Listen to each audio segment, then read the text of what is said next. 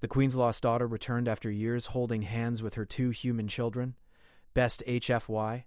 The castle had never been the same since Princess Lyra disappeared. For years the queen would walk through the grand halls alone, touching the golden railings, glancing at her daughter's old room, and listening to the echoes of laughter that once filled the air. Every corner whispered memories, yet all she found was silence. No one knew exactly what had happened that stormy night when Lyra vanished. Some said she had been taken by the sea spirits that roamed the northern coasts. Others whispered that she had been swept away by the shadows between worlds. The queen had hoped, prayed even, that Lyra would return. But as years passed, hope slowly turned into sorrow, and the kingdom adjusted to a life without its brightest star. One bright morning, however, the castle gates opened in a way they hadn't for years. A soft clattering sound echoed through the stone hall, followed by laughter, a sound so human, so alive, that the servants stopped in their tracks.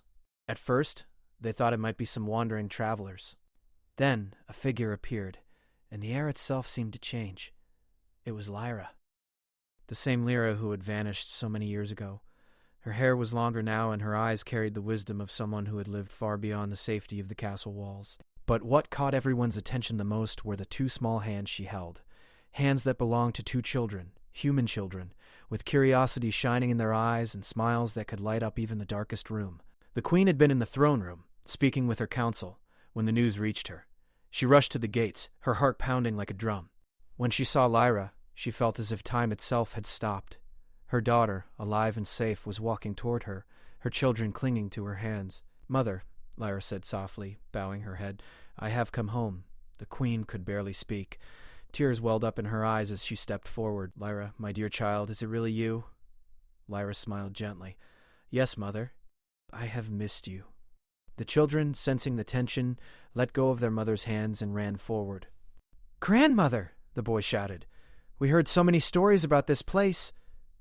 The little girl giggled and pointed at the tapestries on the walls. "It's beautiful." The queen laughed through her tears, kneeling to embrace the children.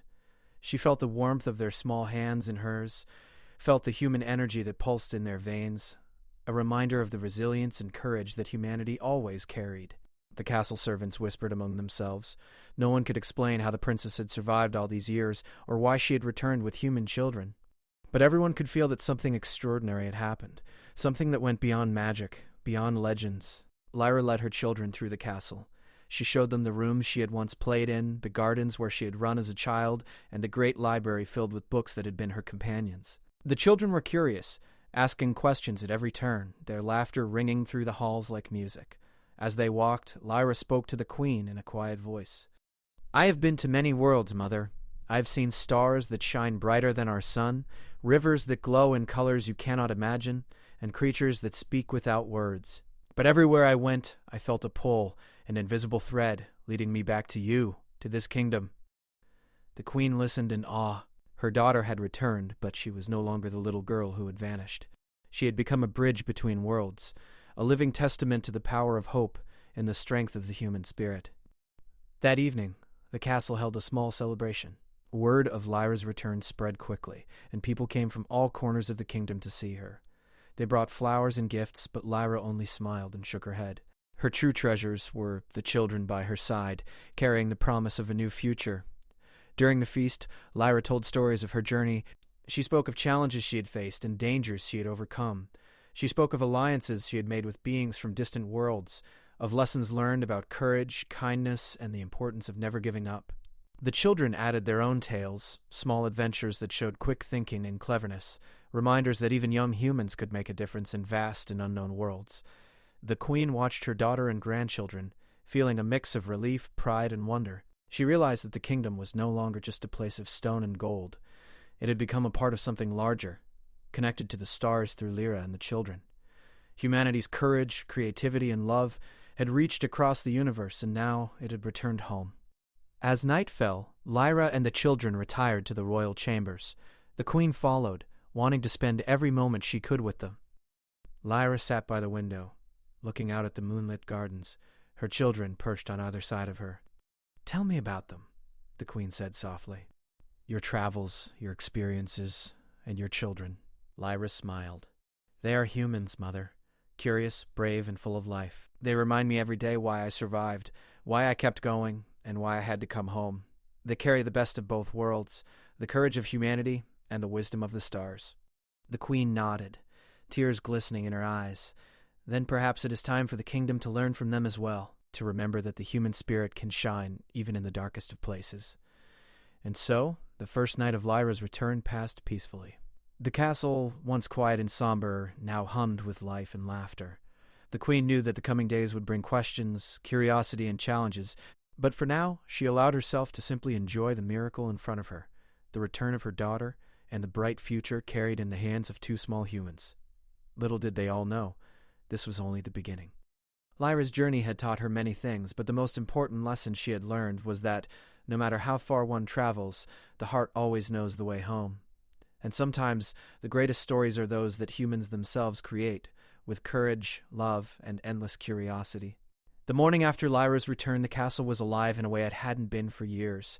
Sunlight poured through the tall windows, casting golden patterns on the polished floors. Courtiers whispered excitedly about the princess, and townspeople had begun gathering outside the gates, hoping for a glimpse of the legendary traveler and her children. Lyra, however, had a different plan for the day. She wanted the children to see the kingdom not from stories, but with their own eyes. She took their hands and led them out of the castle, through the winding streets of the city and into the bustling marketplace. "Look at all this!" the boy exclaimed. "So many people! And everything is moving so fast." The girl's eyes sparkled as she pointed at a stall filled with colorful fabrics. "It's like a rainbow exploded," she giggled. Lyra smiled at their excitement. "Humans are curious," she said quietly to herself. "It is their greatest strength." The streets were crowded, but the children moved confidently, asking questions and noticing details others overlooked. They admired the way the blacksmith shaped iron, watched the bakers knead dough with practiced hands, and even marveled at the artists painting portraits that seemed to come alive. Everywhere they went, the children learned, asked, and imagined. But the day was not without its challenges. Near the edge of the marketplace, a large cart had lost a wheel and blocked the street. Merchants and townspeople tried to move it, but it was heavy and awkward. Lyra knelt beside the children and whispered, "This is a moment to see what humans can do when they think creatively." The boy looked at the cart, then at a pile of nearby ropes and wooden poles. "If we use the poles as levers," he said confidently, "and tie the ropes to the wheel, we can lift it just enough to fix it." Lyra's eyes widened. "That's brilliant. Let's try it." Together, Lyra, her children, and some townspeople carefully lifted the cart using the boy's idea. With a final push, the wheel rolled back into place. The merchants cheered and the children beamed with pride. Even Lyra couldn't help but smile. Human ingenuity, she realized, was not just clever, it was unstoppable when paired with courage and teamwork. After the cart was fixed, they continued toward the palace gardens. The queen had ordered that the gardens be prepared for the princess's return, and they were more beautiful than the children had imagined. Flowers of every color waved in the breeze, fountains sparkled in the sunlight, and birds sang melodies that made the air feel alive. The children ran ahead, chasing butterflies and trying to catch the falling petals. Lyra followed more slowly, taking in the scene and reflecting on the lessons she had learned during her travels. She had seen planets where the environment was harsh, societies where cooperation was a matter of survival, and places where curiosity itself was considered dangerous. Yet here in her kingdom she saw the same spark, human determination, ingenuity, and joy, thriving in simple moments.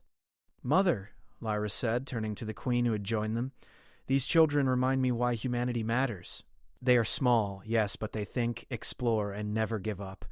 Their courage shines in ways bigger than armies or magic." The queen smiled warmly. "Then perhaps it is time for the kingdom to learn from them, as you have." As they walked deeper into the gardens, a sudden commotion caught their attention. A group of children had climbed onto a stone bridge, and one of them slipped, dropping a small basket of food into the river below. The river's current was strong, and the basket floated quickly toward a waterfall at the edge of the gardens. Lyra's heart skipped a beat.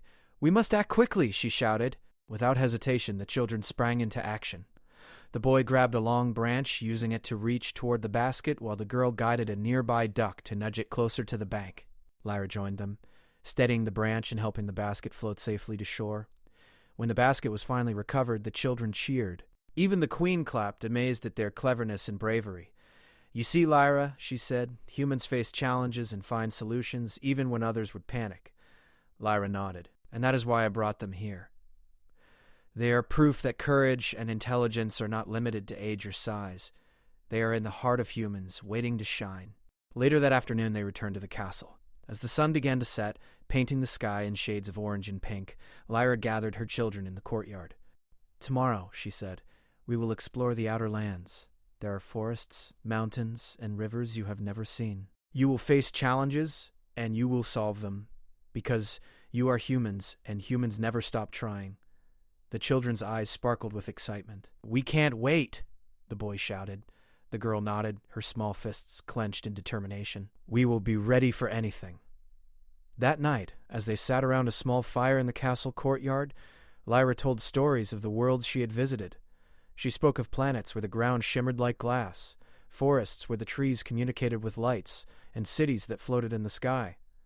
The children listened in awe, asking questions and imagining themselves in these distant places.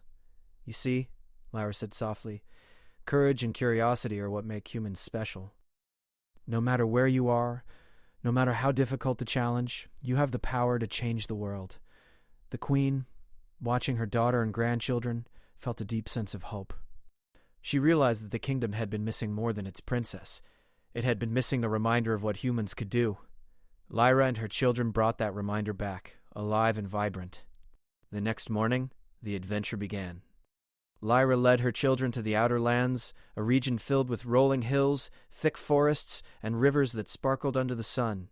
They hiked through the forests, crossed streams, and climbed hills, all the while learning about nature, teamwork, and problem-solving.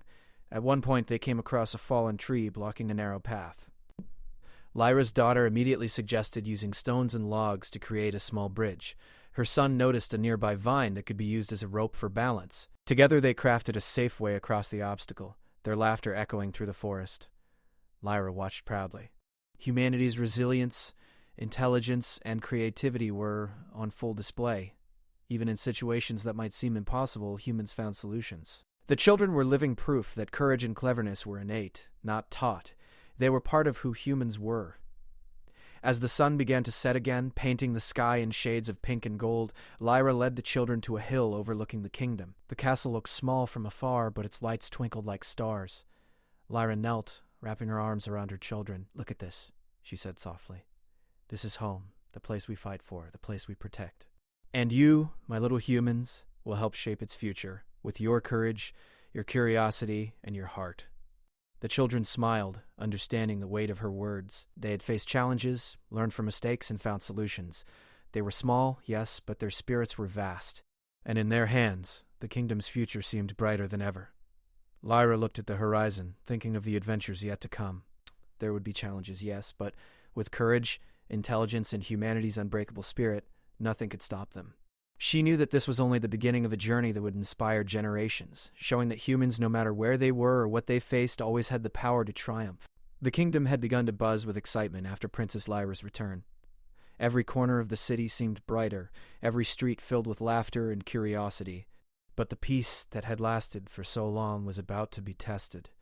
One morning, as Lyra and her children walked through the castle gardens, a messenger arrived in a rush, his horse covered in sweat. "Your Majesty," he called to the queen, "a strange storm is approaching the kingdom from the east. The wind is unnatural, and the sky glows with colors no one has seen before." The queen frowned, her heart tightening. "Is the kingdom in danger?" she asked. Lyra stepped forward, her eyes steady. "Perhaps. But this is a chance for us to show what humans can do." She held her children close. "We will face it together, and we will protect our home." The storm arrived by mid-afternoon. It was unlike anything the kingdom had ever seen. The sky swirled with violet and green clouds, and lightning struck without sound, illuminating the land in strange patterns. Trees bent under the force of the wind, and the rivers swelled with water that glimmered like liquid crystal. The palace guards prepared for the worst, but Lyra had a plan. "The storm is unusual," she explained to the queen and her council. "It is not just a natural event, something is guiding it. If we observe carefully, we can find a way to protect the kingdom." The children listened intently. "How can we help, Mother?" the boy asked. Lyra smiled. "By watching, thinking, and acting, humans see patterns that others miss. That is our greatest strength." They climbed the highest tower in the castle to get a clear view of the storm. There, the children noticed something strange. The storm seemed to circle a dark shape in the distance, a shape that moved with purpose. "The center," Lyra said, pointing. "Something is controlling the storm. If we can reach it, perhaps we can stop it." The children's eyes widened. "We can do that?"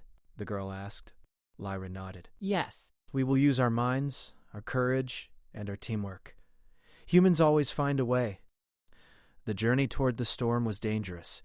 They moved through forests torn by wind, crossed rivers swollen by the storm's rains, and climbed hills slick with rain.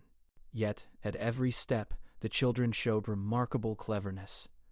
When a tree had fallen across their path, the boy used vines to create a pulley system, allowing them to lift the branches just enough to pass safely.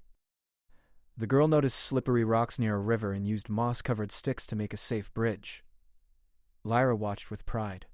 "This is why I brought you here," she said softly. "To show the kingdom what humans can do when they think, act, and care for one another." As they neared the storm's center, they discovered the source, a massive crystal hovering above the ground, glowing with swirling energy. The winds of the storm seemed to radiate from it. "It is beautiful," the girl whispered, "but also dangerous." Lyra nodded. "We must be brave, observe, think, and act." Humans always adapt. They circled the crystal, studying its patterns. The boy noticed that the storm pulses followed a rhythm, almost like a heartbeat. "If we move with the rhythm," he suggested, "we might be able to disrupt it and calm the storm." Lyra's eyes lit up. "Exactly. Humans notice patterns where others see chaos. We will use it to save the kingdom." They began to time their movements with the storm's pulses, carefully adjusting stones, sticks, and vines around the crystal. The girl found that by redirecting small streams of water, they could channel energy away from the crystal. The boy noticed a pattern in the glowing light and mimicked it with reflective metal pieces. Slowly, the storm began to lose its power. The wind softened, the rivers calmed, and the lightning became gentle sparks of light. The crystal, sensing the human ingenuity and teamwork, dimmed and settled onto the ground, harmless. Lyra knelt beside the children. "Do you see what we did? We faced something that seemed impossible, and we found a solution.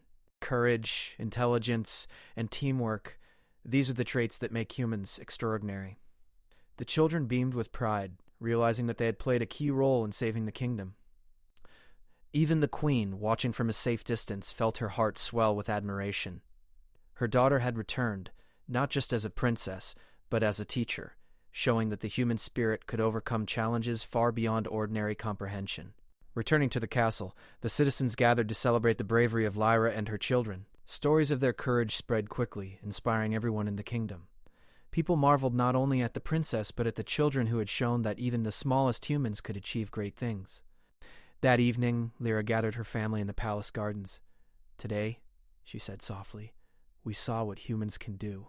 Never forget this. Courage is not the absence of fear. Intelligence is not just knowledge. It is seeing solutions where others see problems. And teamwork is not just working together. It is trusting one another, even in the hardest moments." The children listened, their eyes shining. "We will remember," the boy said firmly. "We will always help and think." The girl nodded. "And we will be brave." Lyra smiled, holding their hands. "That is why I brought you here. You carry the future of humanity in your hearts. You are proof that we can face any storm, solve any problem, and shine even in darkness." The queen, watching the family, felt a sense of peace she had not known in years. The kingdom was safe, not because of armies or magic, but because humans had courage, curiosity, and heart. Lyra and her children had reminded everyone that these qualities were stronger than any threat. Over the next days, the kingdom slowly returned to normal. People rebuilt damaged streets, replanted gardens, and repaired rooftops. Yet something had changed. There was a spark in everyone, a quiet confidence inspired by the bravery and intelligence of Lyra and her children. Humanity, in its simplest form, had proven its power once again. Lyra spent time with the children, teaching them new skills. They learned to read the stars, to understand the patterns of nature, and to help others in clever ways. She showed them that knowledge and curiosity were as powerful as courage and strength, and that humans could always adapt, no matter the challenge. One evening, as the sun set and painted the sky with gold and purple, Lyra stood on the castle balcony with her children. They looked out over the kingdom, the rivers glittering in the fading light, the forest standing tall and proud, and the city bustling quietly. "Remember," Lyra said softly, "the world is full of challenges, and not all of them will be storms you can see. But with courage, intelligence, and heart, humans can face anything." The children nodded, holding her hands tightly. "We will be ready," the boy said. "And we will help others," the girl added. Lyra smiled, tears glistening in her eyes. "Then we are prepared. Together there is nothing we cannot do." That night, as they returned to the castle, the queen felt hope swell in her heart. The lost princess had returned, bringing with her not only the promise of the future but living proof of the power of humanity. Lyra and her children had faced the storm, solved the impossible, and inspired the kingdom. And so, the first true adventures of Lyra and her human children came to an end, not with finality, but with a promise. There would be more challenges, more mysteries, and more opportunities to prove that humans, small as they might seem, could change the world. For in the hands of the brave, the clever, and the curious, even the darkest storms could be turned into triumphs. The kingdom had begun to settle into a new rhythm. Life was full of hope again, laughter echoing through the halls of the castle, and curiosity buzzing in the streets. But peace, as it often does, would not last forever. One morning a rider arrived at the castle gates, panting and soaked from the rain. His horse trembled under him, and his eyes were wide with alarm. "Your Majesty! Something strange is happening in the northern forests. Trees are falling without wind, rivers are rising with no rain, and a dark fog spreads across the land." The queen's brow furrowed. "Is it a storm?" she asked, unease in her voice. Lyra stepped forward, her gaze steady. "It is more than a storm. I have seen strange forces before, but this is unnatural. We must investigate, and we must be smart." She looked down at her children. "This is our chance to show courage and to protect our home." The children's eyes widened, but neither hesitated. "We will help," the boy said firmly.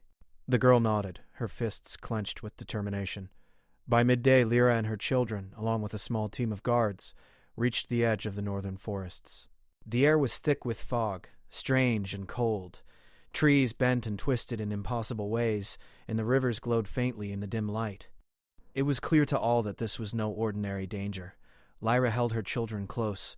"Stay alert. Observe everything. Humans see what others miss. That is our greatest strength." They moved carefully through the forest. The children noticed patterns in the fallen branches and twisted trees. "The trees aren't falling randomly," the boy said. "Look at the marks on the ground. They point toward the center of the forest." Lyra nodded. "Exactly. Humans notice order even in chaos." "Follow me." The path grew darker and more dangerous. Strange sounds echoed through the trees and the fog thickened. But the children were clever. The girl used stones to make markers, leaving a trail behind them so they would not get lost. The boy spotted a small hollow in the ground and suggested they use it as a shelter if the fog became too strong. Hours passed, and the forest grew wilder. Suddenly they reached a clearing. At the center floated a massive orb of shadow, dark and pulsing with energy. It sent ripples through the trees, bending them and lifting the rivers unnaturally. Lyra took a deep breath. "This is the source.